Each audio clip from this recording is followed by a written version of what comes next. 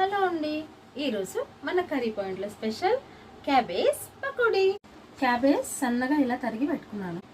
ఉప్పు, పసుపు, కారం, గరం మసాలా, అల్లం వెల్లుల్లి పేస్ట్ కొద్దిగా, శనగపిండి కొద్దిగా,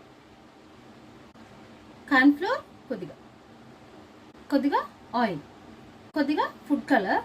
ఇది ఆప్షనల్. ఇలా బాగా కలిపేసుకుందాము. మసాలాలన్నీ కూడా మన కర్రీ పాయింట్కి బయట ప్యాకెట్స్లో ఏమైతే యూస్ చేయను, మనమే ఇంట్లో అన్నీ ఫ్రెష్గా ప్రిపేర్ చేసుకుంటాం. దానివల్ల కూర మంచి టేస్ట్ ఉంటుంది. కలిపేసాము. ఇది మొత్తం ఒక 5 minutes పక్కన పెట్టుకుందాం. ఆయిల్ హీట్ చేసుకుందాం. ఆయిల్ అయితే హీట్ ఎక్కింది. మనం ఇప్పుడు కలిపెట్టుకున్న క్యాబేజ్ పీసుల్ని కొంచెం కొంచెం వేసుకుందాం ఆయిల్లో.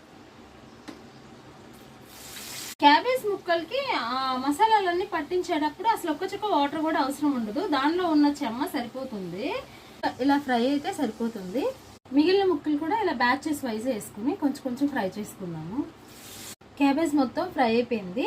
అదే ఆయిల్లో కొంచెం కరివేపాకు, పచ్చిమిరపకాయలు ఫ్రై చేసుకొని దానిలో వేసుకు. చాలా simple and tasty cabbage pakoda ready అయిపోయింది. మీరు కూడా ఒకసారి ట్రై చేయండి. చాలా క్రిస్పీగా వస్తుంది. ఓకేనా? వీడియో నచ్చితే చిన్న లైక్ ఇవ్వచ్చు కదా.